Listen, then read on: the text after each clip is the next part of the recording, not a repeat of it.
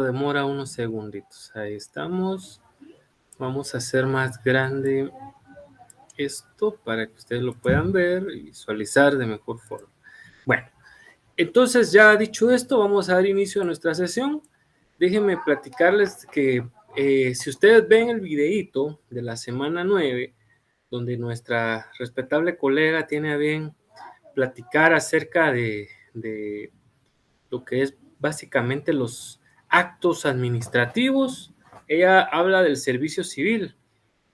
Con todo respeto, yo voy a obviar esa parte porque eso es de Derecho Laboral 2 y voy a darle continuidad a un punto que para mí es menester que se tenga que dar, y me sorprende que a lo largo de la temática pues por ahí se haya obviado, que son los regímenes de contrataciones del Estado. Me gustaría entrar muy a detalle de todo esto, pero no alcanzarían 2 sesiones, sería un semestre completo casi para ver, o al menos un bimestre solo para hablar a detalle de cada una de las contrataciones que tiene como tal el Estado. Pero bueno, vamos a dar inicio. Hablamos entonces de los regímenes de contrataciones que están. La semana pasada hablamos de algunos de los contratos que tiene el Estado. Hablamos un poquito acerca de la nacionalización, otro poquito acerca de la concesión. Hablamos de qué es privatización. Hoy estamos platicando acerca de regímenes ya específicos que están concatenados en la Ley de Contrataciones del Estado. Esta ley sufre reformas todos los años, muy poco tiempo. Yo recién compré una, ya estaba reformándola y así, ¿verdad? Siempre. Es más, tal vez en lo que estamos hablando se está reformando. Son mentiras. El caso es de que se reforma muy seguido. Yo los insto a que eso sí, cada añito ustedes le den seguimiento y vean si esta ley ya se reformó. Entonces, ¿qué regímenes de contratos se ven en el Estado? Bueno, aquí vamos a ir viendo todos los que están y cuál es la diferencia entre uno y otro, para que usted efectivamente, apreciable estudiante, pues se comprenda, ¿no? O si ya esto lo vieron, pues por lo menos lo profundicemos y y lo volvamos a recordar. Licitación. Bueno, aquí tenemos la definición de lo que es una licitación. Este es, llamémosle así, el régimen típico cuando se supone que son montos muy altos por los que el Estado va normalmente a realizar sus contrataciones. Estamos hablando de que, por supuesto, es una cuantía que supera los 900,000 quetzales. Entonces, estamos hablando de bastante plata de por medio, ¿verdad? De 900,000 quetzales con un centavo, entiéndase que ya tenemos que ver el tema de la licitación. Entonces, aquí nos habla de que este es un procedimiento, por supuesto, de carácter administrativo, por el cual el Estado va a buscar la adquisición o bien el suministro, ya sea de servicios, ejecución de obras. Eso es bien importante recordar, porque también recuerde que el Estado, digamos, como el Ministerio de Comunicaciones, que tiene digamos, temas de carreteras, puentes y demás, puede realizarlos a partir de un contrato de esta naturaleza, de una licitación. Por supuesto, la licitación la comprenden, está dirigida para todos los organismos y entes del Estado, es decir, descentralizadas, centralizadas, autónomas, ¿no? Cualquiera puede, por supuesto, realizar una licitación. El monto, pues ya lo hemos dicho, si supera los 900,000 quetzales. Si usted me pregunta, bueno, y a detalle, ¿qué lleva una licitación?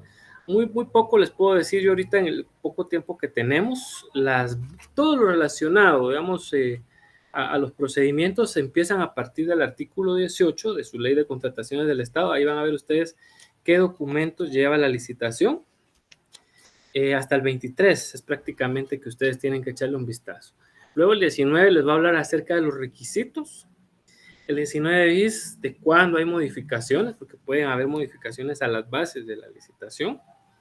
El 20 les va a hablar de las especificaciones generales, el 21 de cuando se aprueban los documentos, 22 en entrega de bases y el 23, por supuesto, cuando esto pues ya pasa directamente a ser publicado a Guatecompras. Esos yo diría que son los pasos primordiales que uno tiene que ver.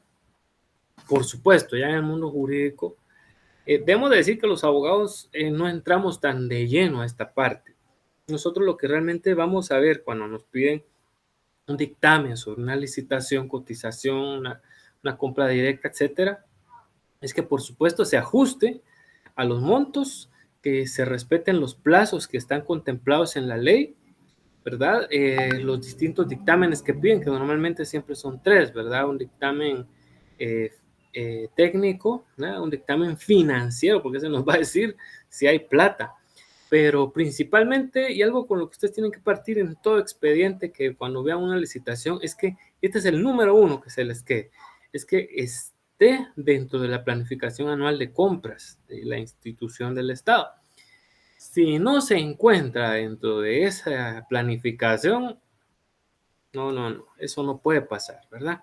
Entonces el dictamen tendría que ser desfavorable, a pesar de que normalmente lo que hacen es que lo justifican, ¿no? Colocan justificación porque se tiene que comprar, no se puede justificar, no, se tiene que planificar previamente y si no está dentro de la planificación se cae. Ustedes después van a ver la orden de pedido, que esa orden de pedido pues esté de acuerdo y se le esté solicitando a la unidad de contrataciones que normalmente tiene la propia entidad, el Estado, ¿no? Entonces, esos son los documentos torales. Posteriormente usted va a ver ya directamente las bases, que digamos cuando dice que si dentro de un plazo pueden haber impugnaciones, de cuánto tiempo se va a adjudicar el contrato. Todo eso usted ya lo chequea conforme a lo que está dentro de la ley de contrataciones del Estado, ¿no? Y el reglamento, por cierto, porque ustedes miran directamente la ley y automáticamente esto los va a tirar a lo que son a los varios artículos del reglamento en sí. Aquí tenemos en el 38 que nos habla directamente de lo que es el monto, ¿no? Donde dice régimen de cotización. Usted dirá, ¿pero por qué ahí? Porque la cotización nos habla que hasta 900,000. Entonces, entiéndase que cuando supera esos 900,000, estamos hablando de una licitación. Y por supuesto, la licitación, llamémosle que es el proceso de contrataciones típico, ¿no? Es el que nos conduce normalmente a los demás. No hay una gran diferencia entre la licitación y cotización dentro de lo que es directamente su estructura, porque lleva lo mismo, la creación de bases, que se publican en Compras, todo es lo mismo, solo que cambian son los montos, ¿verdad? Entonces, esta es pregunta de privado, siempre lo he dicho, cuando le dicen a todo abogado, mire, a partir de cuánto el monto es de una licitación, por encima de los 900,000 quetzales. Esa es su respuesta, mi apreciable estudiante. Pues que les decía, con respeto de la colega, no podíamos estar hablando ahorita de la ley de servicio civil, porque eso, insisto, eso más que todo lo abordaron ustedes en Laboral 2. Aquí tenemos que estar hablando de esta parte. Su servidor, yo, cuando me examiné el privado, era muy débil en esta parte. Y eso es que cuando yo estudié esto, los montos eran muchísimo más pequeños. Para una licitación, una cotización, eran montos pequeños. Ahora estoy viendo que ni modo, tuvieron mucho más. Entonces, imagínense, yo iba muy débil y sufrí mucho en mi privado por eso. Entonces, no quiero que usted pase por lo mismo, por lo menos estas partes torales usted las comprenda. La cotización, bueno, ¿cómo así? Aquí, y de igual forma, como la licitación, pues igual se hace un concurso público en el propio portal de Guatecompras, ahí también ustedes en su pantalla. Entonces, hay distintos oferentes, esa es la idea, ¿no? Que todas las personas que ofrezcan el producto que el Estado está buscando, pues puedan efectivamente realizar sus ofertas. Entonces, por supuesto, usted dirá, los proveedores tienen que estar legalmente inscritos. Sí, para eso es el famoso REGAE, ¿no? El registro de contrataciones electrónicas que tiene el Ministerio de Finanzas Públicas. Entonces, también tienen que estar inscritos en el REGAE. Por supuesto, les piden una serie de requisitos para estar inscrito un proveedor legalmente del Estado. Pues, imagínense, no tiene que tener tampoco multas a nivel laboral, o si las tuvo, pues ya haberlas pagado, ¿verdad? Imagínense. Son de algunos de los requisitos que les solicitan, que no tenga inconveniente, que no tenga juicios en contra del Estado también, que no haya sido antes multado, que no haya sido efectivamente, no le hayan votado un concurso porque haya habido algún incumplimiento, imagínense. Todo ese tipo de cuestiones son de las que también se evalúan tanto dentro de la cotización como de la licitación. Y aquí pues viene la gran diferencia, ¿no? Hay cotización cuando normalmente ya sea el contratar estos bienes o suministros no sobrepasan los 900,000 quetzales, ¿verdad? La base legal sigue siendo el artículo 38 de la Ley de Contrataciones del Estado. Entonces, vamos a cotización cuando sí o sí es menos de 900,000 quetzales.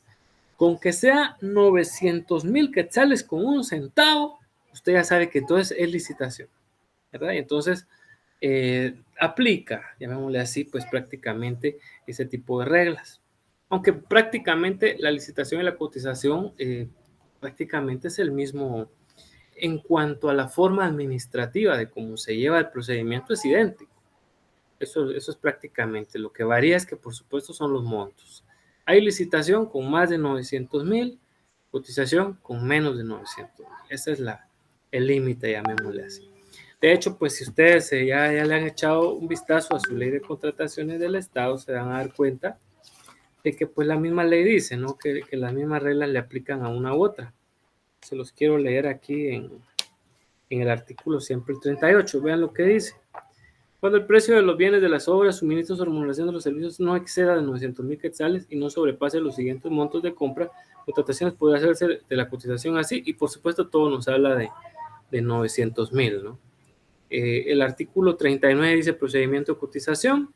El procedimiento de cotización consiste en solicitar mediante concurso público a través de Guatecompras ofertas firmes a proveedores legalmente establecidos para el efecto y que estén en condiciones de vender o contratar bienes, suministros, obras y servicios requeridos. Es lo que les decía yo, ¿verdad? Pero resulta de que esa persona jurídica, estamos hablando de una entidad, fue multada por el Ministerio de Trabajo porque no le pagaba el sueldo mínimo a sus trabajadores. Entonces, tiene que solventar primero la multa, ¿no? Y después ya podrá aplicar o ver si aplica efectivamente a esta situación. Dice el artículo 42, aplicación supletoria. Dice, las disposiciones en materia de licitación regirán supletoriamente en el régimen de cotizaciones en lo que fueren aplicables. En la gran mayoría del procedimiento que yo les dije, ¿no? Del 18 al 23, tienen que aplicar las mismas reglas de la licitación. ¿Ah? Entonces ya saben cuál es la diferencia entre una y otra. El monto principalmente. Esa es la diferencia toral, diría yo. Bueno, hablemos ahora de las otras modalidades especiales que existen. Bueno, hablamos de la compra de baja cuantía. La misma palabra lo dice, bajo, ¿verdad? O sea, pequeña cantidad. Cuantía es eso, ¿no? Cantidad menor, ¿verdad? Sucede que no siempre el Estado tiene que gastar grandes miles o millones en, en determinados productos, en determinados servicios.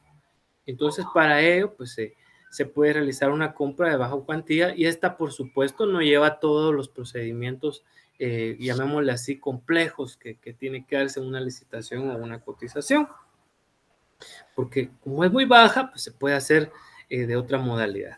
Esto lo van a poder ustedes chequear ahí en el artículo 43. Ahí están todos, ¿verdad? Estas modalidades especiales, de las distintas literales, ahí vamos a ir viendo cada una de ellas, pero aquí está la de bajo cuantía, ¿no? Y ahí lo ven ustedes en sus pantallas, ¿no? Donde dice consiste en adquisición de bienes y suministros, obras y servicios, ¿verdad? Dice ahí, exceptuándose los de requerimientos de procesos competitivos en las demás modalidades de adquisición pública.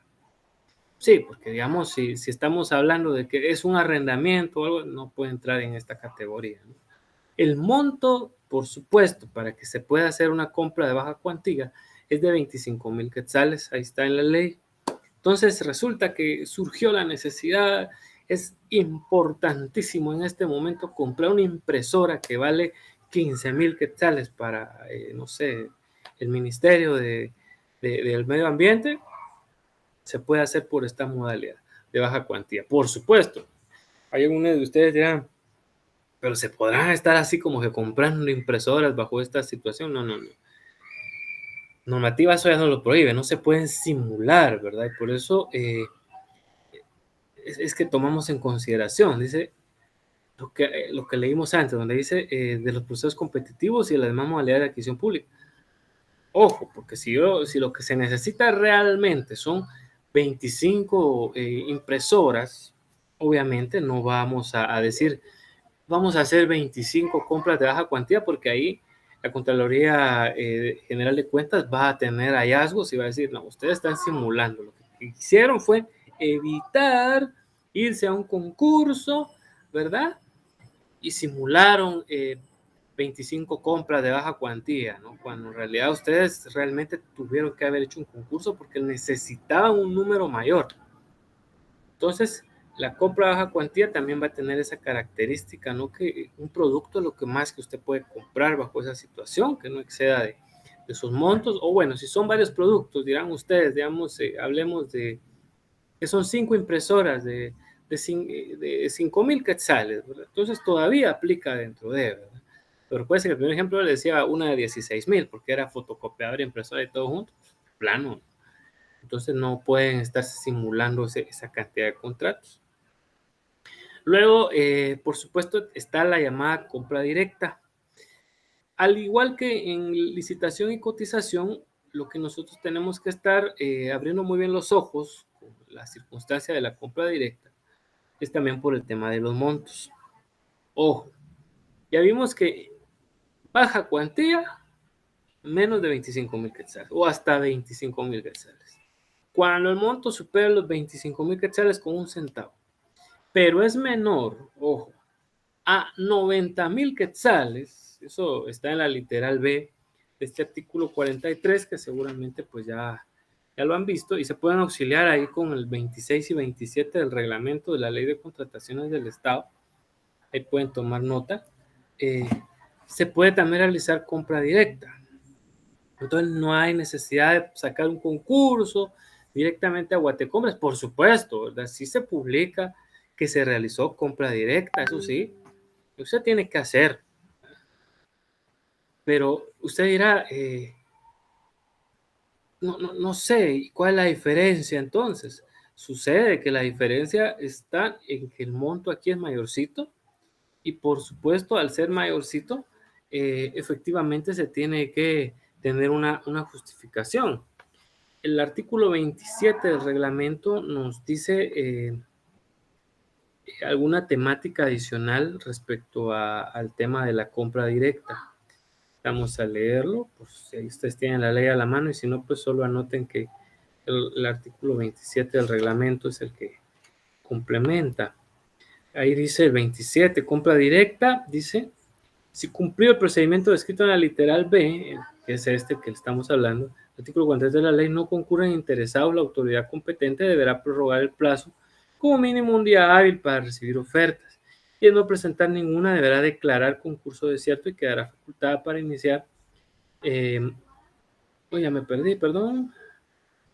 Desierto y quedará facultada para iniciar un nuevo proceso o contratar directamente con las condiciones y especificaciones solicitadas en los procesos competitivos que dieron origen a dicha compra. Entonces, igual se saca ahí a realizar la publicación de qué es lo que se necesita, pero insisto, como es compra directa, entonces a ustedes no le van a tener que pasar que todas las bases, de que si hubo orden de pedido, de que si estaba, me explico, toda esa situación que al principio hablamos que si lleva un expediente de bases, se tiene que obviar también en la compra directa. Recuérdense que por eso se le llama también directa, porque se va específicamente, por supuesto el concurso sale, pero al primer oferente que ofrezca lo mejor y todo esto y le gane a sus adversarios en el lapso que ya vimos que ahí estamos hablando de que dice un día hábil después, ¿no? Entonces, en ese lapso, la autoridad evalúa y va directamente y le compra. Le dice, mire, sí, estamos de acuerdo, nos gustó lo que nos ofrece, imaginémonos que sea, pues no sé, unos escritorios, ¿no? Eran unos escritorios, el Ministerio de Educación estaba pidiendo ahí y eran por 50,000 quetzales, les parece muy bien, hacen la compra directa, ¿verdad? Sin mayor detalles de estar realizando que bases, que pidiendo dictámenes, que hace la compra directa mucho más rápida. Entonces esa es la situación. Muy similar a lo de baja cuantía, por supuesto, solo con la diferencia que en baja cuantía pues estamos hablando de 25,000 quetzales, que es menor a. Y este también nos lo menciona, por cierto, el artículo 26 del reglamento, y vea lo que dice. Regresando a la baja cuantía, donde dice La publicación del sistema Guatecompras del expediente formado para que este tipo de contrataciones pueda realizarse en coordinación con otros sistemas estatales oficiales, para lo cual el sistema podrá crear las vinculaciones que resulten necesarias a efecto de no duplicar información. Estas operaciones podrán realizarse mediante oferta electrónica en el sistema Guatecompras. Sí. De igual forma, se publica en Guatecompras qué es lo que se quiere, se espera a que se escuche a los oferentes y vámonos, ¿no? Se contrata mediante baja cuantía sin estar realizando mayores circunstancias, mayores detalles de lo que se tiene que hacer. En licitación y cotización, donde hay plazos para publicar, hay plazos para adjudicar, no, aquí se hace eso. Por supuesto, pues, en el contrato se tiene que desde las compras, pues, se espera que se entreguen en una fecha, ¿no? Eso tiene que quedar plasmado como tal. Luego nos vamos a la adquisición con proveedor único. En Guatemala no es nada difícil encontrar proveedores únicos, ¿verdad? Prácticamente hay algunos que son simples monopolios porque no les gusta tener competencia y las han eliminado así a la forma brutal, como bien simple y sencillamente pues se le da chance solo a uno para que esté ahí compitiendo en el mercado, ¿no? Entiéndase que hablemos de productos del aire. Esta empresa que es la única, bueno, sociedad más bien, esta sociedad que tiene el oxígeno, es la única que vende oxígeno en Guatemala. Imagínense, la única, no hay otro. Entonces, cuando hay un tema de proveedor único, por su naturaleza, dice aquí, condiciones, el proveedor solo es uno. Es decir, no hay más, se tiene que negociar con él. Hay algunas reglas que vamos a ver, por supuesto, en el reglamento, ¿verdad? Porque se tiene que justificar de alguna forma u otra que se va a proveedor único y por eso pues no va a haber competencia, no va a haber, entonces se tiene que realizar.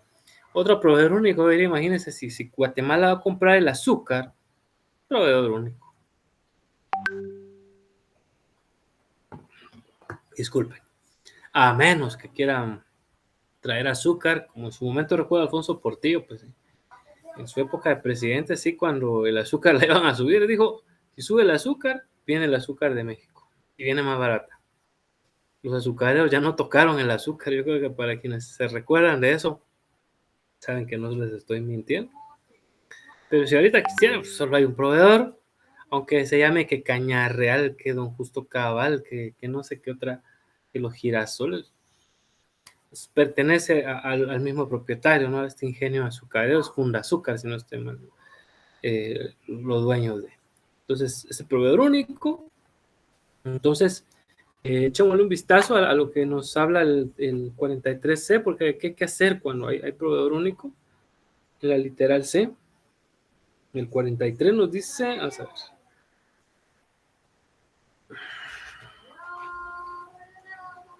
La modalidad de adquisición con proveedor único, dice, es la que tiene un bien o servicio, producto o insumos a adquirir por su naturaleza y condiciones que solamente pueden ser adquiridos por un solo proveedor. Para establecer el extremo al que se refiere el párrafo anterior, el organismo de dependencia o entidad interesada hará una publicación en el diario oficial, dice, a otra, uno de mayor circulación en el país y asimismo en Guatecompras, invitando a los interesados a ofertar contrataciones de bienes, suministros y demás servicios solicitados, señalando día y hora para que presenten disposición oferta. Por supuesto, eso normalmente no se da. En dicha invitación se especificarán las características de lo que se desea adquirir y en el plazo para que se presentar la manifestación de interés, el cual no podrá ser mayor de 5 días hábiles a partir de la misma publicación.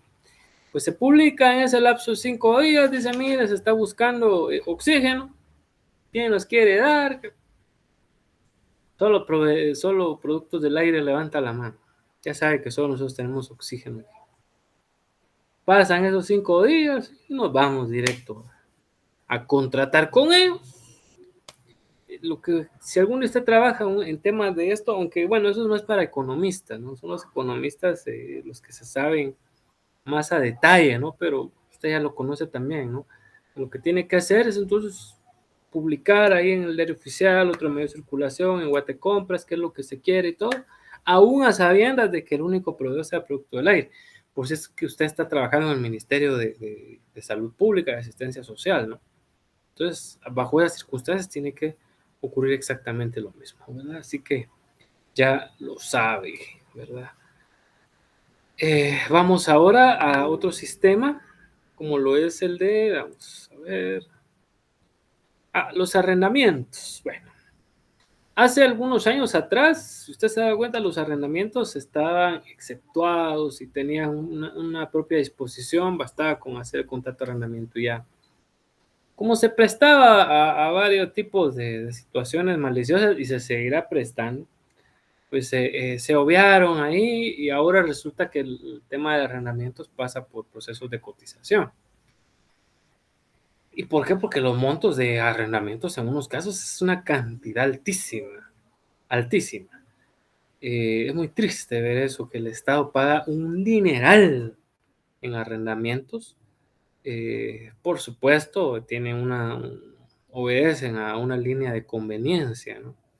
Porque le saldría más barato al Estado comprar inmuebles y ahí poner sus sedes. Y obviamente en el siguiente periodo fiscal estamos hablando de que se va a ahorrar un platal el Estado en arrendar, ¿verdad? Pero eso es cuando hay una intención de nación, ¿no? Que ojalá algún día alguien lo hiciera, ¿no? No pierdo la esperanza de que tal vez algún día sucediera, ¿no? Eso sería lo ideal. Pero el Congreso hizo algo como que a medias, buscando de que mejor los arrendamientos, pues por esa naturaleza que estaba con mucha plata del Estado y demás, se tuviera que hacer cotización por ellos para que salieran otros ofertando. Al menos en ese sentido, pues no es una mala intención, ¿verdad? Porque entonces ya entran varios a competir y el Estado pues va a elegir, o la entidad del Estado, mejor dicho, la que va a elegir a dónde se va a ir, ¿no? ¿Cuál es la intención que más le conviene en cuanto al arrendamiento? Porque antes, ya le digo, sí se prestaba mucho más a temas así, pero aún se sigue prestando, no crea, ¿verdad? Entonces, ese es el objeto, ese es el sentido. Entonces, ahora ya sabemos que el arrendamiento entra sí o sí también como una temática de cotización normalmente, por los montos que se manejan, ¿verdad? Ahora, si un arrendamiento superase los 900,000 quetzales, que no me extrañaría anual, que he visto que a veces en el estado dice renta de, imagínense, dice $10,000 al mes. Es un dineral, ¿verdad? Entonces, estamos hablando de mucha plata, pero eh, es difícil ver que eso se vaya a pasar a una licitación. Hay algo que hay que decir en cuanto a los estados de excepción. Cuando, eh, ¿Por qué pusimos ahí en el 3.5 los estados de excepción? No es que esa sea una modalidad específica de contratación, no, no, no. Ocurre lo siguiente. Eh, Guatemala está bajo, bueno, los estados de excepción que ustedes ya conocen: estado de alerta, estado de calamidad pública, estado de emergencia. Eh, Emergencia no es mayor cosa, ¿no? Ya con un estado de calamidad pública, pues ya se puede hacer una compra sin necesidad de entrar directamente al tema de licitaciones o cotizaciones, sino se realiza como que fuera compra directa. Y esos son los regímenes a los que se refiere el artículo 44. Por supuesto, para eso tiene que regir la ley de orden público. Ya saben ustedes que el presidente es el que decreta el estado de excepción por el cual desea que se dé, ya sea un estado de alerta, un estado de, de calamidad pública, un estado de sitio incluso, ¿verdad? Cualesquiera de los que contempla también la Constitución y la Ley de Orden Público, pues bajo estas circunstancias se pueden hacer compras de forma directa, sin necesidad de entrar a un concurso, y pues definitivamente pues esa es la circunstancia. El artículo 44 de la Ley de Contrataciones del Estado es la que nos refiere en tal precepto, ¿verdad? Así que ahí le echan ustedes siempre una leidita y se ven. Por eso es de que ustedes se dan cuenta, en muchas ocasiones han oído que dice: el Congreso no ratificó el estado de emergencia porque lo que no quería supuestamente era que el gobierno estuviera realizando compras sin entrar al tema eh, de los concursos, ¿verdad? Entonces, ese tipo de situaciones son las que también a veces suceden y pasan mucho dentro de la política guatemalteca. Luego tenemos otra modalidad muy llamativa, como es el contrato abierto. Bueno, el contrato abierto, para poder diferenciarlo de los anteriores, aquí justo, y me encanta esta definición, porque dice que el objeto como tal, ¿no? de un contrato abierto es que efectivamente hayan dos o más instituciones del Estado que son las que quieran, ya sea el producto, los bienes, los servicios en general, son dos, ¿verdad? Por lo general, repito, pues es el Ministerio de Finanzas Públicas junto con alguna otra entidad del Estado. Entonces, cuando se da esta circunstancia del contrato, llama la atención lo del contrato abierto porque ya van a ver ustedes en la ley que dice que lleva el mismo régimen de la licitación, pero aquí no se toma en cuenta el tema de los montos. Que si dos ministerios quisieran que se les preste un solo servicio, imaginémonos un servicio, voy a hacer que se nos ocurra ahorita un servicio para darles de ejemplo. Imaginémonos de que el Ministerio de Educación quiera que se le preste un servicio de, bueno, ahora le dicen sanitizar, aunque en el diccionario esa palabra no está muy utilizada, ¿verdad? Entonces, pero no existe todavía, de hecho, según la Real Academia de la Lengua Española. Mejor sería desinfección, ¿verdad? Pero quieran eso, hacer un contrato de desinfección, ¿verdad? Y lo quiera realizar en conjunto con el Ministerio dije ahorita de Educación, podría ser el Ministerio de Energía y Minas. Entonces ambos se meten a realizar un contrato abierto, ¿verdad? Entonces, insisto, aplican las mismas reglas de la licitación, aunque el monto, imaginémonos que no sobrepase los 900,000 quetzales, pero como son dos los que sí quieren, aquí lo que cambia es por el número de entidades del Estado que están solicitando, ya sea esos bienes, esos productos, esos servicios de los que estamos hablando.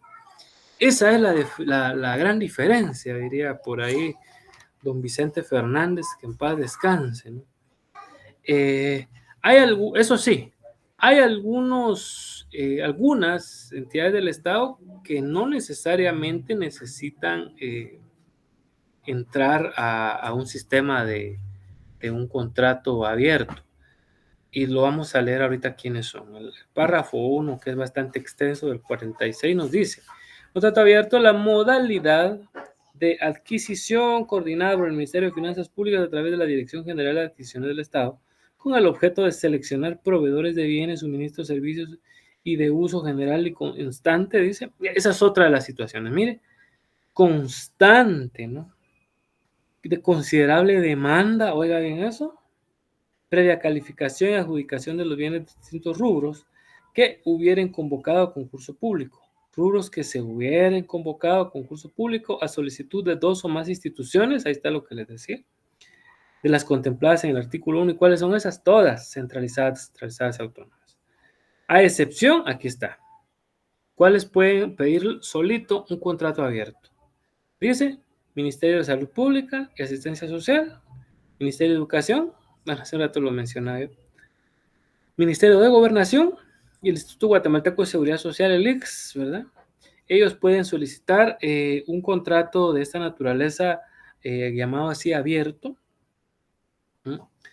Y por supuesto lo hacen de forma individual. Ellos sí, ellos son los que tienen la excepción. Llama la atención el tercer párrafo, que era lo que yo les decía, dice, queda exonerada los requisitos de licitación y cotización, la compra y contratación de bienes, suministros y demás. Ese es el sentido de que se realice mediante esta modalidad de contrato abierto.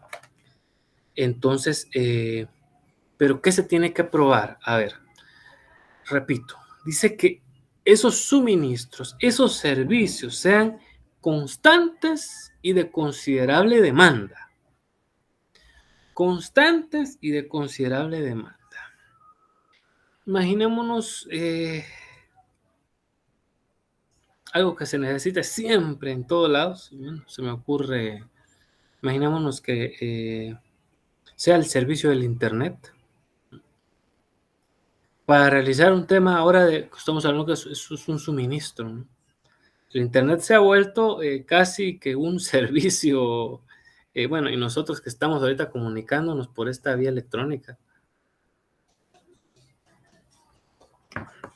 sabemos muy bien que el Internet se ha vuelto pues un servicio de los llamados casi que indispensables en este dorado tiempo. Entonces, no habría necesidad de entrar directamente a las reglas de la licitación y la cotización, sino no directamente un contrato abierto, porque ese es un servicio constante de total demanda. Si ustedes me dicen, ¿será que el Ministerio de, por pensar en alguno de ellos, ¿no? Ministerio de Economía no necesita Internet? ¿Qué creen ustedes? Por supuesto que sí. Voy a salirme de las entidades centralizadas. Pensemos en las descentralizadas y las autónomas. ¿Será posible que el RENAP no necesite Internet? Entonces, por supuesto que sí. Y siempre lo va a necesitar. Entonces ya no es necesario estar entrándole cada año, ay, licitación, y si se nos cae la licitación, porque hicimos algo mal, porque a alguien se le olvidó poner la planificación anual de compras el Internet, ¿verdad? ¿Qué hacemos? No vamos a tener Internet, se nos cae todo el RANAP.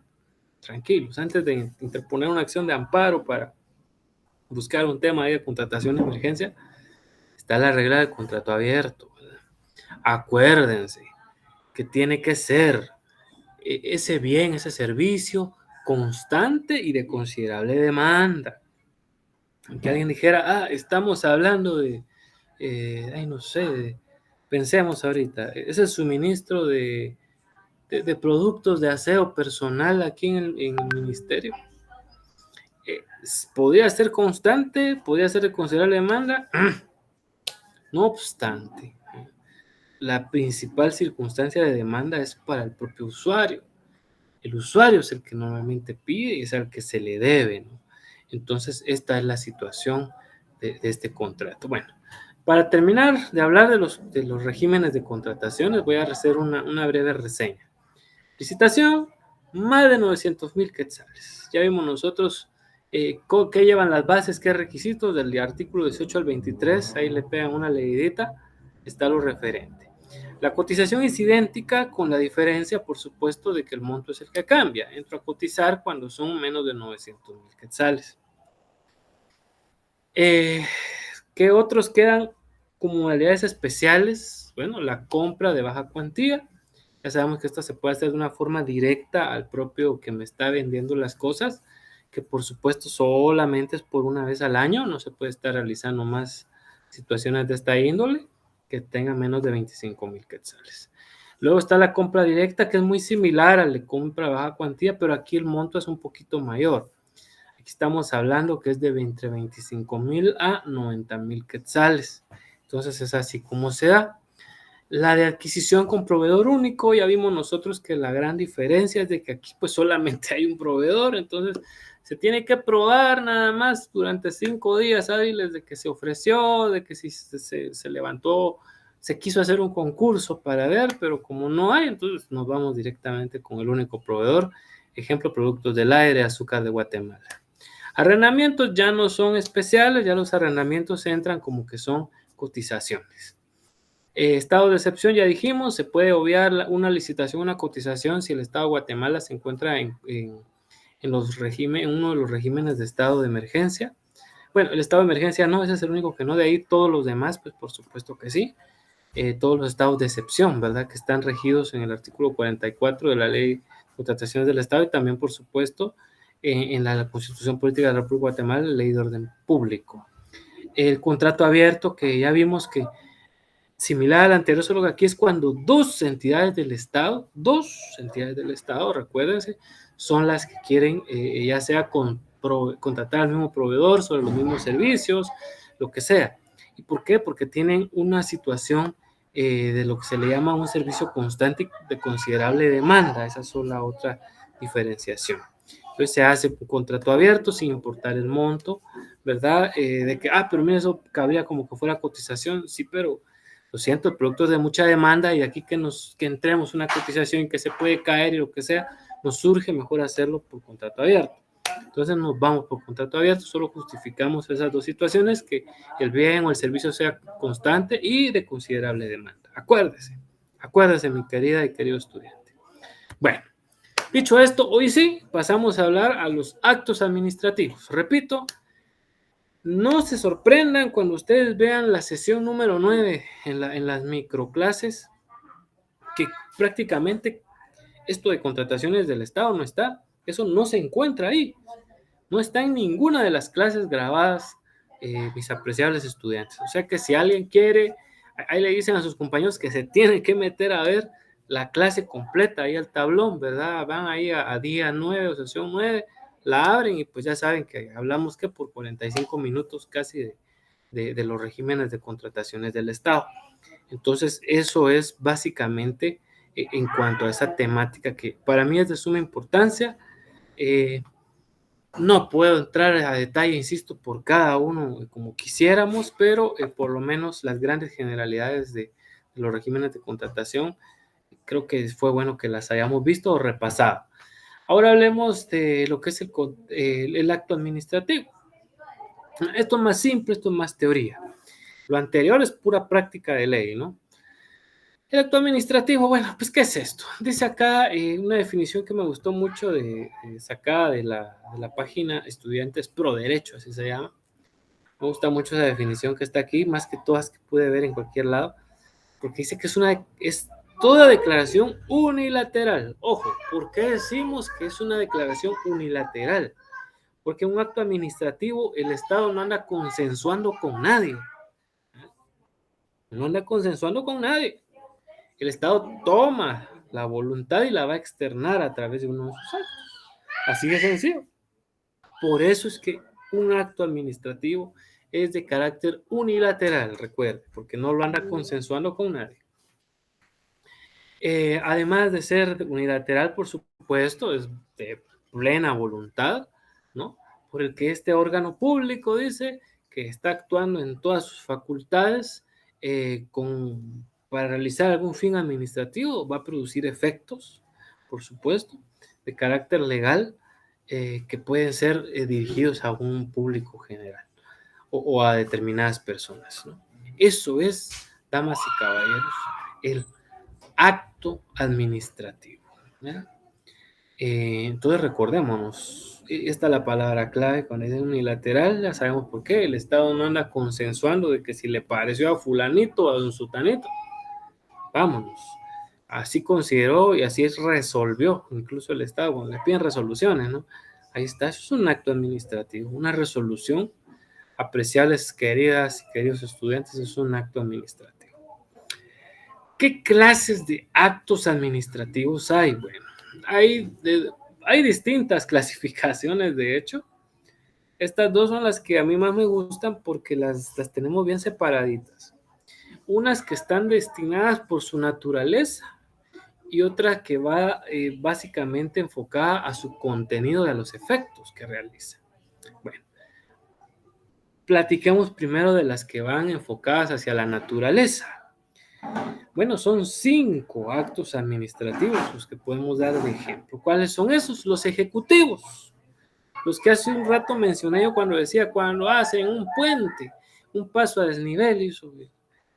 Los ejecutivos justamente llevan como objeto eso, la realización, la ejecución, ¿verdad?, de alguna obra de bienestar público. Por eso son ejecutivos. La realización o ejecución de una obra de carácter público y a beneficio de los demás. Entonces, cuando dice, es que fíjese que el Estado construyó, ojalá si fuera, otra torre de tribunales penales, el OJ, en lugar de solo estarse recetando dietas ahí y demás, hicieran por construir más juzgados, sería magnífico, ¿no? Aunque es un avance también que por lo menos ahorita sean juzgados pluripersonales, ¿verdad? Por lo menos ya los penales también se volvieron pluripersonales, así como los laborales, aquí en la ciudad capital. Entonces, se llama pluripersonales cuando hay más de un juez dentro de una sola judicatura, ¿verdad? Entonces ahí vemos nosotros que, aunque bueno, eso es judicial, ¿verdad? Pero bueno, perdone, ya les estoy revolviendo lo judicial con lo administrativo. Bueno, voy a regresar. No hablemos pues de un juzgado, hablemos de que el Estado de Guatemala hizo un edificio, hizo otro hospital, ojalá, ¿verdad? Guatemala ya va para un siglo de tener 2 hospitales y tenemos una cantidad de población que se ha multiplicado en un 500%, ¿verdad? A partir de la década de los 70, imagínense. Entonces, que se realizara el Estado otro hospital, eso sería un acto de carácter ejecutivo, porque en beneficio de la población como tal. También hay, por supuesto, los llamados actos consultivos. Bueno, ¿qué es un acto consultivo? Bueno, se le manda a preguntar, la misma palabra lo dice, se le consulta a una entidad del Estado, ¿verdad? Sobre cierta circunstancia de su competencia. Digamos, se le manda a preguntar al Registro Nacional de las Personas, al RENAP, se le pregunta si el señor fulano de tal está casado con la señorita fulano de tal, con la señora, porque no es señorita, si está casada. Y Renal dice que sí, ahí está. Eso fue un acto de carácter, perdón, eso es un mal ejemplo lo consultivo. Eso es verificativo, disculpe, estoy equivocando los términos. Consultivo, ya ahorita lo tengo, se me cruzaron los cables, discúlpenme, nadie es perfecto, ¿verdad? Y no es que me esté justificando. Consultivo es cuando justamente el órgano administrativo le pregunta a otro de sus órganos asesores sobre si es de beneficio o no realizar el determinado acto. Entiéndase cuando se le pide un dictamen jurídico sobre una negociación que se va a realizar. Le pregunta, mire, unidad jurídica, mire, departamento jurídico, mire, secretaría de asistencia jurídica, mire, consejo jurídico, lo que sea. ¿Es lícito reformar el acuerdo ministerial tal? Entonces ahí vamos a ver un acto que es de carácter consultivo. También puede ser de dictámenes técnicos. Que le dice, fíjese que la ONU nos va a donar 50,000 computadoras. Entonces le vamos a preguntar ahora al Ministerio de Salud Pública, de Asistencia Social. ¿Va a donar la ONU esa cantidad de computadoras? Le pregunta a su órgano consultivo, ¿estamos en la capacidad de recibir esos bienes donados, de darles mantenimiento, de cuidarlos, de almacenarlos bien? Entonces se le manda a pedir un dictamen técnico, por así decirlo, a la propia unidad que va a ser la beneficiada. Entonces hay nosotros un acto de naturaleza consultivo. Hoy sí, enmiendo la plana, disculpen que estaba cruzando al principio los cables. Pero hasta el mejor cocinero se le queman los frijoles, dice el dicho. Ahora hablamos de los actos contralores o de control. Esto yo creo que se explica por sí solo. Cuando dentro de una misma entidad o ahí mismo dentro de la administración pública va la Contraloría General de Cuentas y dice, bueno, queremos ver nosotros cómo se encuentran sus expedientes, si aquí está contratando las personas que están en este listado efectivamente vienen a trabajar. Ahí estamos viendo un acto que es de carácter de control, contralor, que es la misma expresión, ¿no? Entonces, para eso sirve esa clase de actos, ¿no? Para que se pueda tener un control sobre lo que se está haciendo. Luego están, hoy sí, aparecen en el número 4 ahí, los actos verificadores.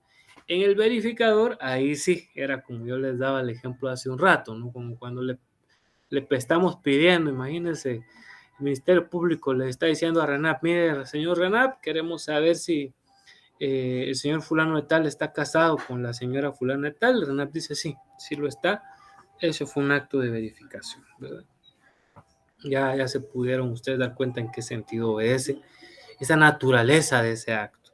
El verificador, que es básicamente para, como quien dice, corroborar información que esté en la administración pública. Y ojo, Hoy en día, con la ley de simplificación de trámites administrativos, que eso es algo que usted lo tiene que saber, mi querida y querido estudiante, porque esta es reciente, entró en vigencia ahí por agosto del año pasado, o sea que ustedes ya la tienen que tener claro.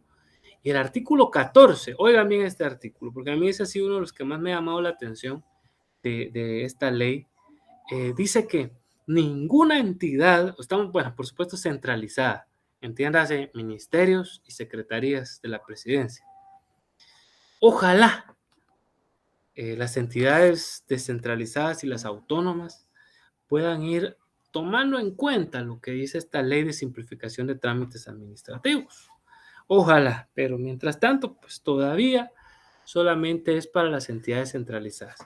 Pero el artículo 14 dice algo, ahorita lo estoy parafraseando porque dejé la ley en la oficina, ya me di cuenta, no la tengo aquí, así que van a disculpar, pero el 14, eso estoy seguro que ese es, dice que ninguna entidad debe de pedir documentación que ella misma produzca, que ella misma tenga. ¿Ah? Entiéndase, es muy común, o era muy común, porque ya esto no lo puede estar realizando la Inspección General de Trabajo, por decir algo, se presentan a un lugar de trabajo y le dicen, quiero que ponga a la vista un contrato individual de trabajo de los señores acá presentes. Eso ya no lo va a tener que pedir el inspector de trabajo actuante. ¿Y saben por qué? Porque esta ley ya prohíbe que él pida documentos que le da la misma Inspección General de Trabajo. O sea, el mismo Ministerio de Trabajo lo tiene, pues. Entonces, ¿qué va a hacer? Bueno, sí puede pedir otra documentación, ¿verdad? Sus planillas del IX, puede pedir si ya pagó aguinaldo o bono 14, todo eso lo puede pedir, porque eso está dentro de la ley, es una de las atribuciones que pueden hacer los inspectores de trabajo.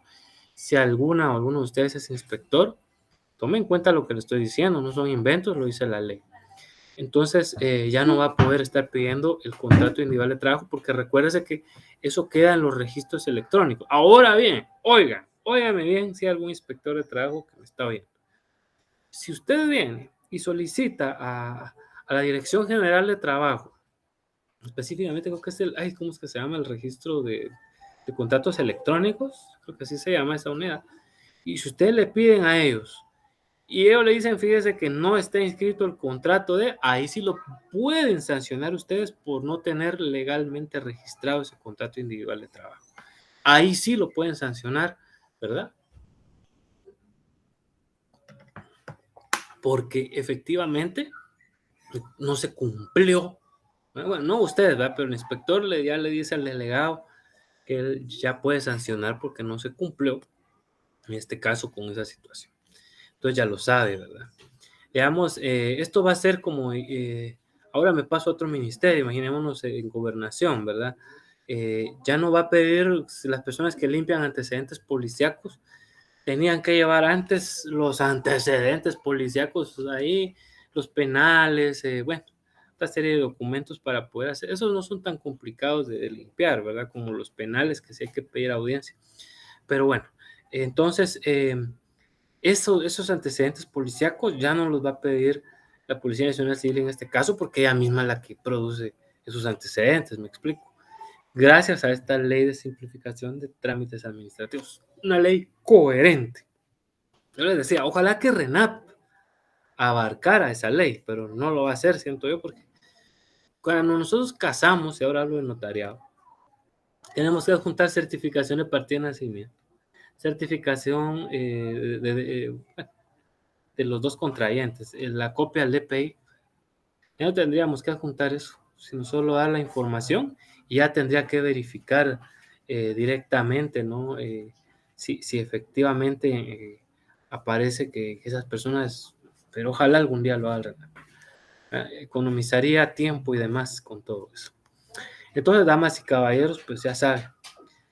Luego dice la función contenciosa, bueno, ya está, justamente como la misma palabra lo dice, atiende cuando ya existe una contienda, o sea, existe cierta litis entre el particular y la propia administración pública.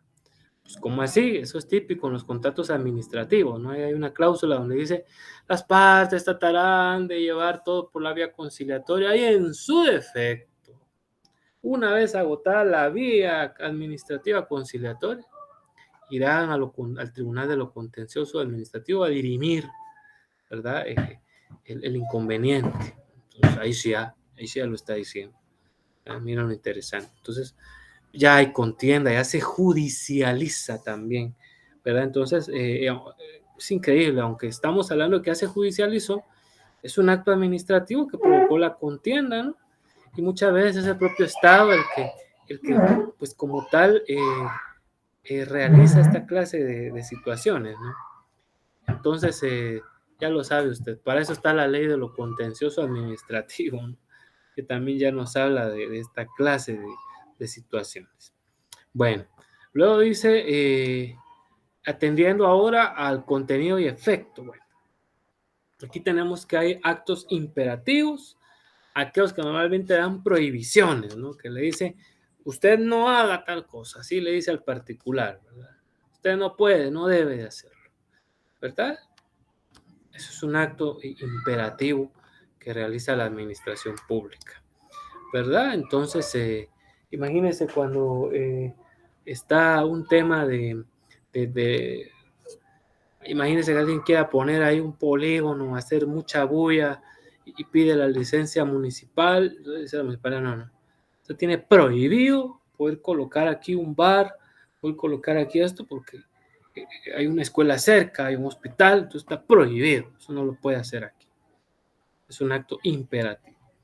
Están los actos declarativos, aunque estos no son muy administrativos, no llevan tanta situación, porque la palabra un acto declarativo en la administración, pues básicamente es el que nos dice lo evidente, ¿no? Nos dice lo coherente de lo que está sucediendo. Digamos, eh, eh, una persona solicita, llamémosle así, va a este tema del adulto mayor y solicita que se le dé eh, una ayuda por ser un adulto mayor de escasos recursos. Bueno, pues ahí está, se le declara que sí, ¿verdad? Que desde luego eh, tiene esa categoría y listo, ¿no?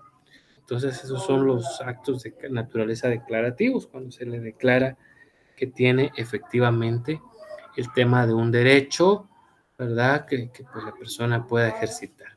También están, por supuesto, los que son de categoría registral, ¿verdad? Ahí como está el famoso registro de personas jurídicas, el REPEJU, ¿verdad? El Ministerio de Gobernación.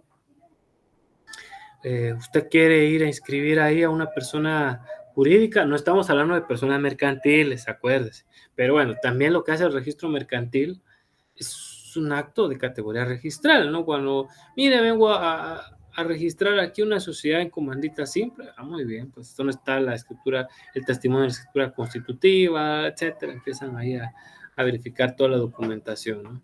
Para inscribir a esa persona jurídica.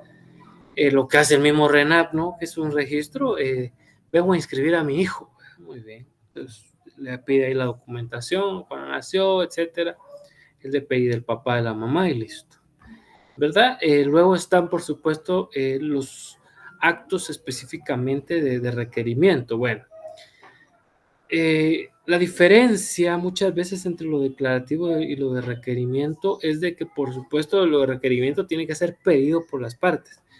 Por ahí voy a enmendar la plana con el declarativo, porque en el declarativo el acto administrativo funciona como tal, como una persona trabaja para el propio Estado, pues, y él está pidiendo su jubilación, se le declara jubilado, ¿no? Porque ya tiene un tiempo de. Ahora, cuando el particular específicamente está solicitando, es cuando ya hablamos de que es un acto eminentemente de requerimiento. Entonces, esos son las clases, mis apreciables estudiantes, de actos administrativos que existen. ¿Qué características tienen los actos administrativos? Bueno,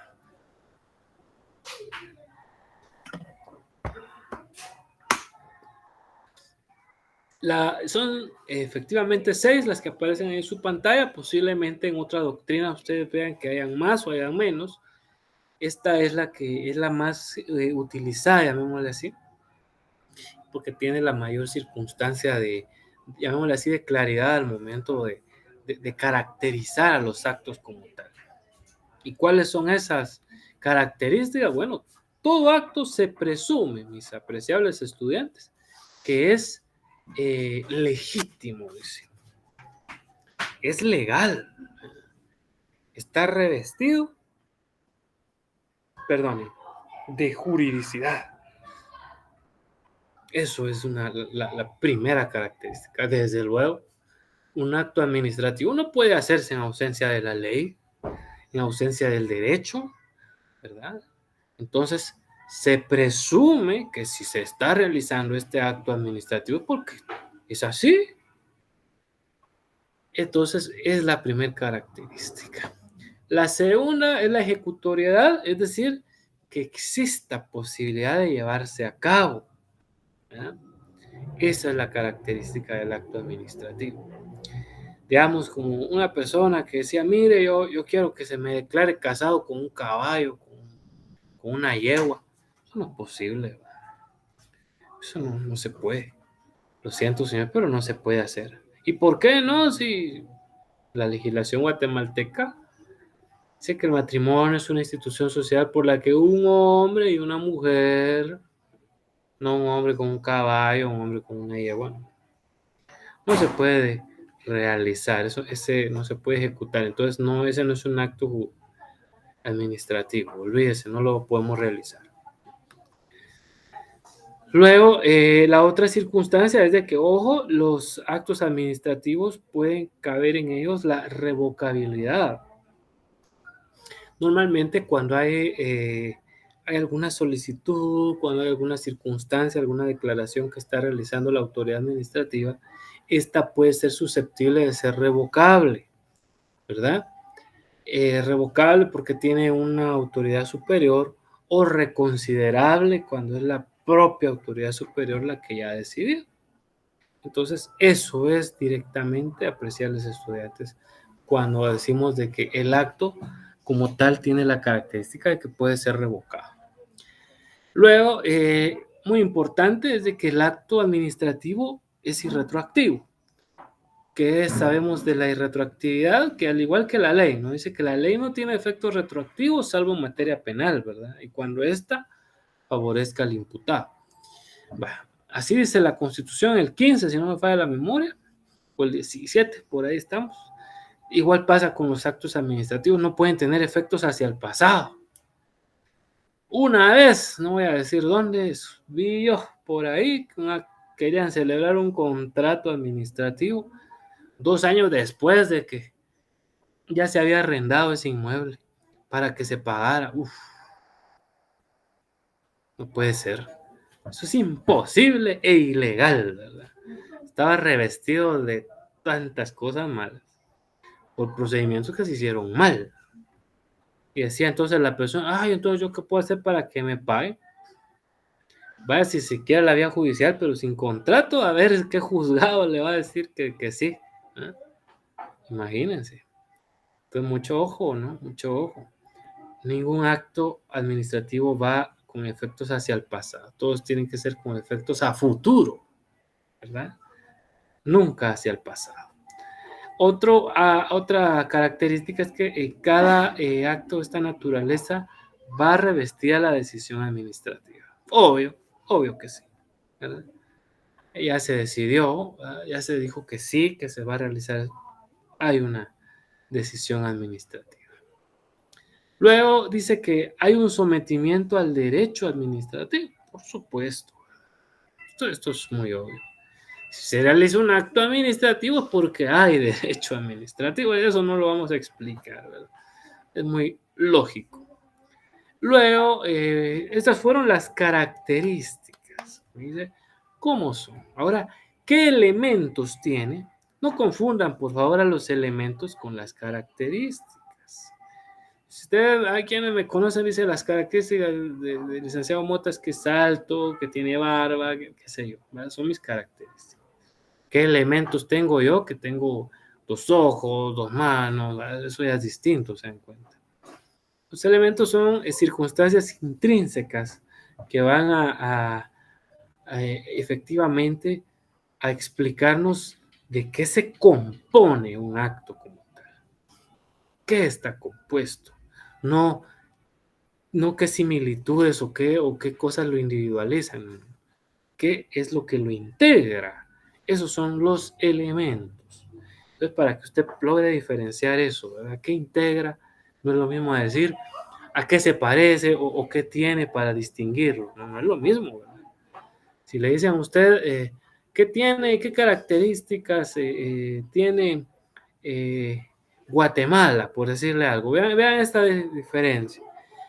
Que es un país chiquito, que está en Centroamérica, es un país con muchos recursos naturales todavía que están siendo sobreexplotados de una forma brutal y no racional, eso sí. Como diría nuestro paisano Ricardo Arjona, que es muy bonito, aunque muchos de aquí no lo sepamos y muchos de afuera tampoco lo sepan. Qué sé yo, características. Ahora, ¿qué elementos se integran al país de Guatemala? Su territorio, su población, se dan cuenta, su régimen jurídico, esos elementos son. Igual pasa con los actos, tienen sus propias características que las acabamos de describir, ¿no? Y tiene, por supuesto, uy, espérenme, ¿qué pasó? Se me movió aquí la presentación, disculpen, bueno, ya regresamos. Entonces, estábamos aquí, en elementos. Entonces, ¿de qué se compone? Bueno, primero los sujetos del acto administrativo. ¿Y quiénes son?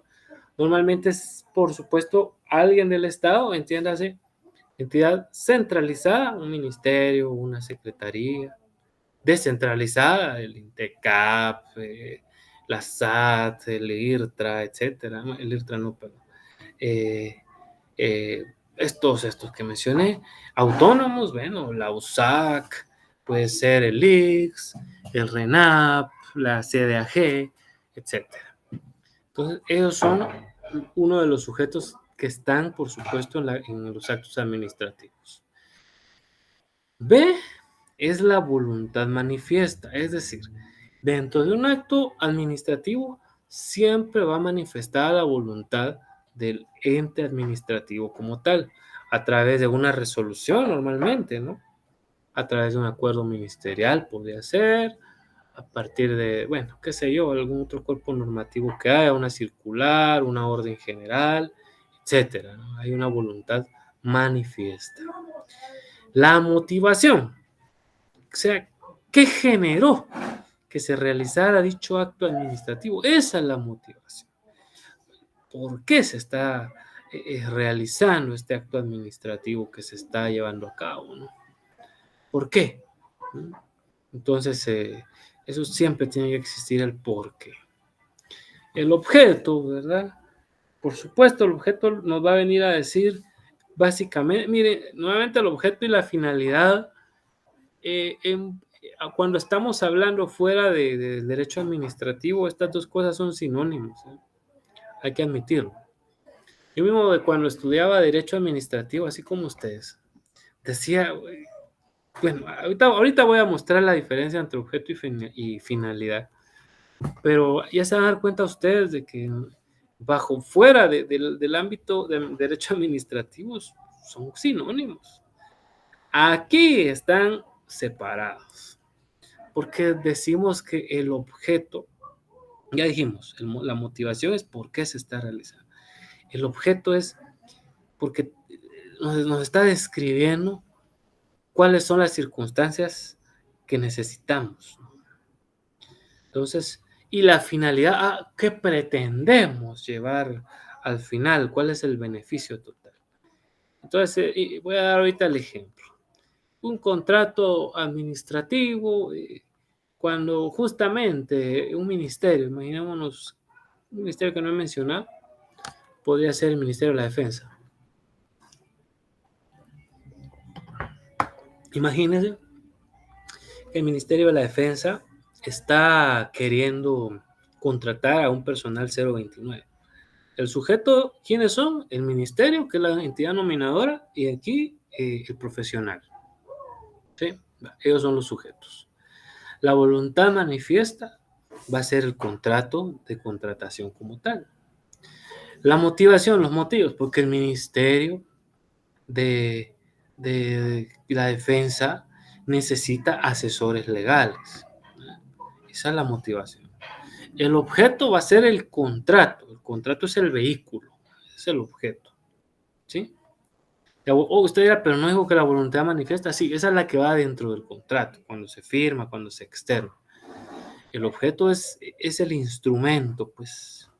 Y la finalidad, pues ya la estamos diciendo, para que se emitan dictámenes, para que haya orientación, etcétera, etcétera. Entonces, lo ven, es una línea muy delgada. Fuera del derecho administrativo, siempre he dicho que esto, así decía yo, y siempre lo hacía de chiste y lo sigo diciendo. Pareciera que eso solo es por molestar al estudiante que se coloca. De veras que sí. Solo para fastidiarlo cuando uno está estudiando es que diferencian entre objeto y finalidad. Bueno, realmente, pues prácticamente bajo otro sentido. Si usted se va a estudiar directamente administración privada, es lo mismo, el objeto y la finalidad. Bueno, ahora pasamos ya a la línea recta a platicar de actos que están reglados y otros que son discrecionales. Bueno, ya platicamos de algunos actos administrativos, pero en su esencia vamos a poder ver, apreciable estudiante, que hay actos que efectivamente están dentro de la norma, están dentro de un cuerpo normativo. Y cuando están implícitos exclusivamente dentro de, y dice la normativa que se hace así, así, así, decimos que esos actos son reglados. Vea, por eso esta definición dice, el acto administrativo es reglado, dice, cuando la ley señala el procedimiento, ahí está, mire, los requisitos y el sentido de la resolución negativa o positiva. ¿Qué le parece? La ley indica al funcionario, dice, cómo debe resolver, dice, ¿qué le parece? Con la norma de observancia obligatoria. Eso es un acto reglado. Entonces, entiéndase cuál sería un acto reglado. Bueno, vamos a poner ahorita un ejemplo. Ya que estaba hablando mucho del RENAP, si usted lleva su aviso de que dio matrimonio, yo hago mucho énfasis con esto, dio su aviso, casó a quién, en tal fecha, en tal lugar, hace referencia de quiénes fueron los papás, el DPI, etcétera, etcétera, ¿verdad? Entonces, usted está prácticamente ahí explicando que ya casó a una persona, que ahora su estado civil pues es casado. Pues eso solicita un acto que vimos que es de naturaleza registral. Entonces la norma dice, muy bien, entonces ahora dice que el registrador tiene que darle a usted efectivamente la inscripción. Y ahora, si falta algún requisito, le va a interponer un previo. Si eso está descrito así como tal, que no es tan claro, por cierto, aunque la ley de RENAP pues más o menos nos lo dejó. Entonces, podemos decir que cuando un acto está así, paso a paso, como diría don Luis Fonsi, pasito a pasito, suave, suavecito. Cuando lleva los pasos, estamos hablando de que es un acto arreglado. Ahorita se me está viniendo a la mente un recurso administrativo. Los recursos administrativos son actos reglados, es decir, la ley señala un procedimiento. Normalmente, ¿qué dice la ley de los contenciosos administrativos? Se interpone dentro de los 5 días siguientes de emitir la resolución ante la misma autoridad que resolvió, así dice, ¿no? Y nos llama a los artículos 11, el artículo 11, perdón, nos llama a los distintos requisitos que tiene que llevar como tal el respectivo recurso. Posteriormente a que ya interpuse el recurso, se hace una resolución de trámite. Después de que se hace la resolución de trámite, pueden interponerse previos o bien de una vez se le da audiencia a la persona para que vuelva a explicar ahí. Después se le da audiencia a Procuraduría General de la Nación, luego se le da audiencia, esto también lo dice el 17 ahí de la Ley de Contencioso Administrativo, al cuerpo legal del órgano administrativo, tiene ese consejo jurídico, secretaría jurídica, lo que tenga, se le da audiencia y por último pues se emite la resolución. Entonces vemos nosotros como aquí el acto administrativo, cada 5 días, ¿no? Porque así es la ley, nos va guiando la ley paso a paso. ¿Cómo es que tiene que realizarse? Eso es un acto administrativo. Contrario sensu, los actos discrecionales, con la misma palabra lo dice, ¿verdad? Tienen cierta discrecionalidad por parte de la autoridad administrativa, en este caso, ¿verdad? Para poder tomar ciertas decisiones. Ojo, hace un ratito hablábamos del acto reglado, que es la interposición de un recurso. Ahora, la resolución, mis estudiantes, ese no es un acto reglado del todo, es un acto más discrecional, porque esa está sujeta a que si la autoridad cree que el recurso debe darse con lugar, lo otorga. Si la autoridad determina de que el recurso no está muy fuera de sí, no tiene sentido, hay gente que cuando interpone recursos los interpone solo porque no está de acuerdo y no explica cuál es la norma que se vulneró, qué derecho es el que fue transgredido, qué norma. Si no lo dicen, estamos en presencia de un recurso que se va a caer, pues. Entonces, ese tipo de cosas hay que tomar en consideración. Pues dice acá, en actos discrecionales, me gusta esta definición, donde dice, aplican preceptos que concede al órgano administrativo cierta libertad, ¿ya vieron? Cierta libertad para poder actuar, ¿verdad?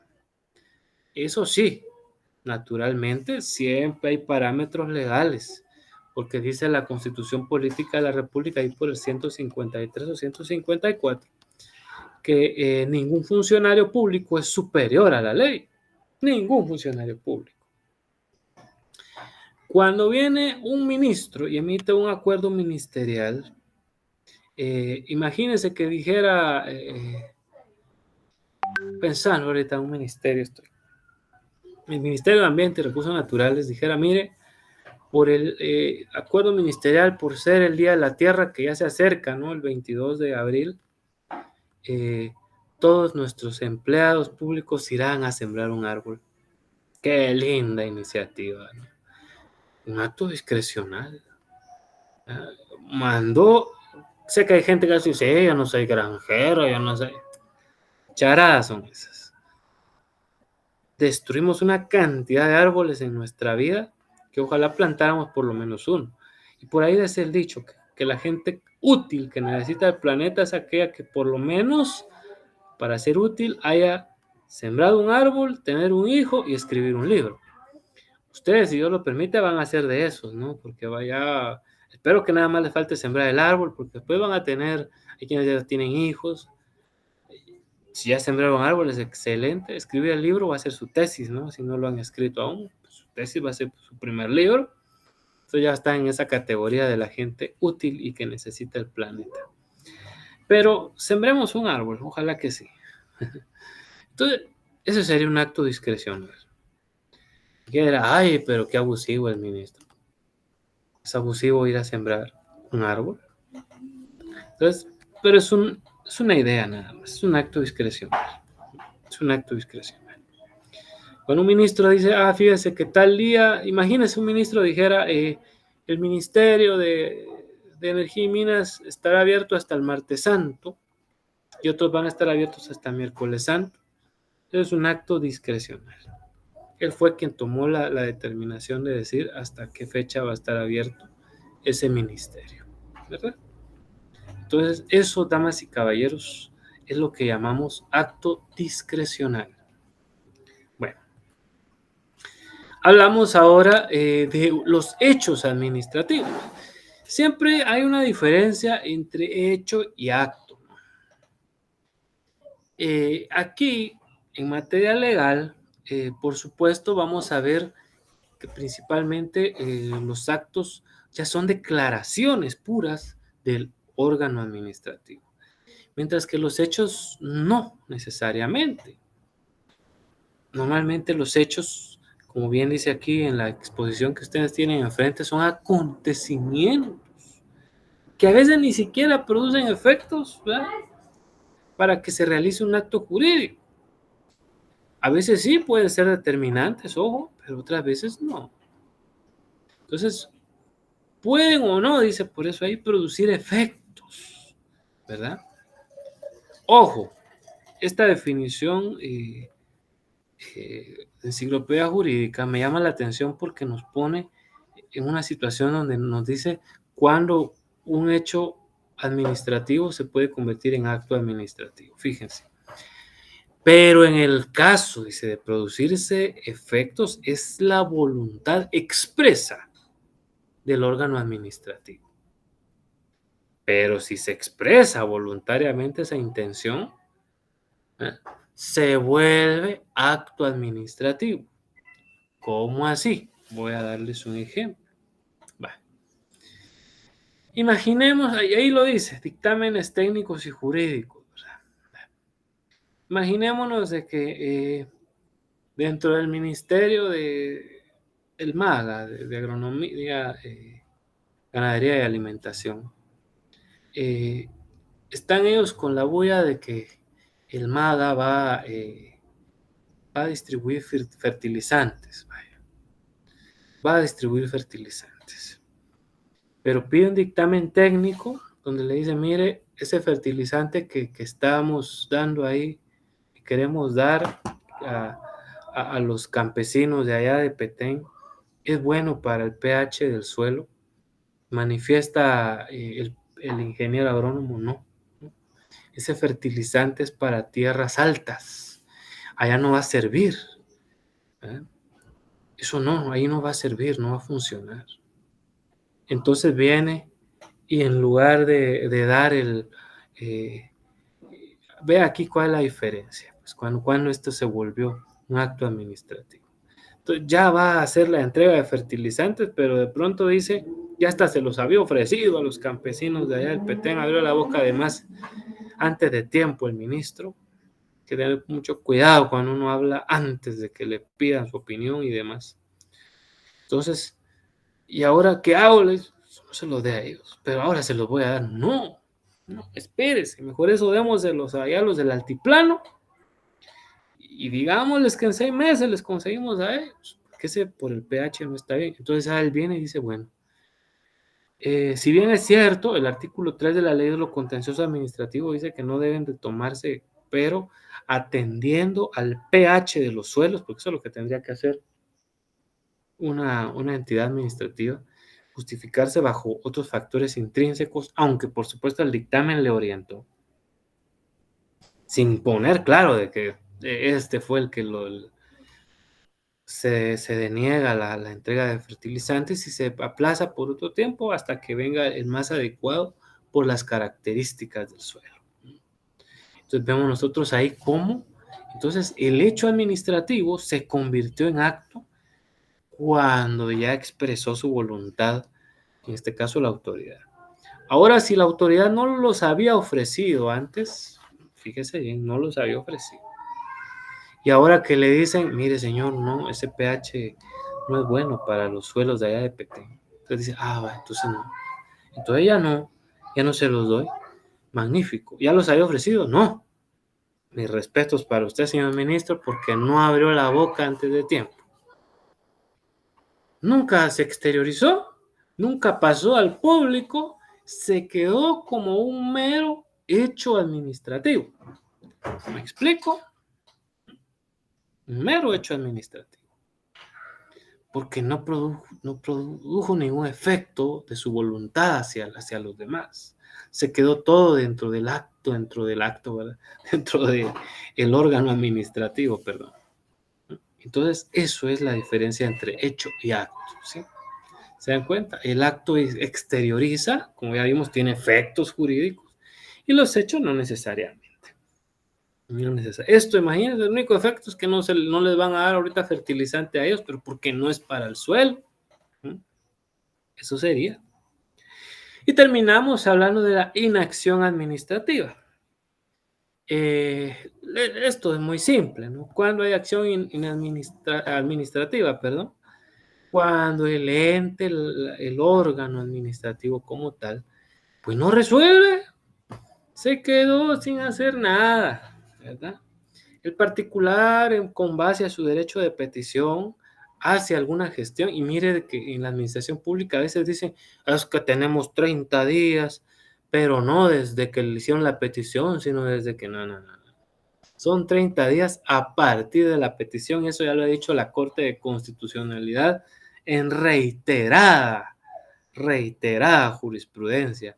Ustedes pueden irse ahí a ver jurisprudencia de la Corte de Constitucionalidad y denle ahí silencio administrativo, ahí se van a dar cuenta, hay infinidad, y eso sí es jurisprudencia, infinidad de documentos, de sentencias, que estoy hablando de documentos, bueno, las sentencias son documentos, de sentencias que dicen que 30 días tenía la autoridad para resolver la petición que le fue hecha.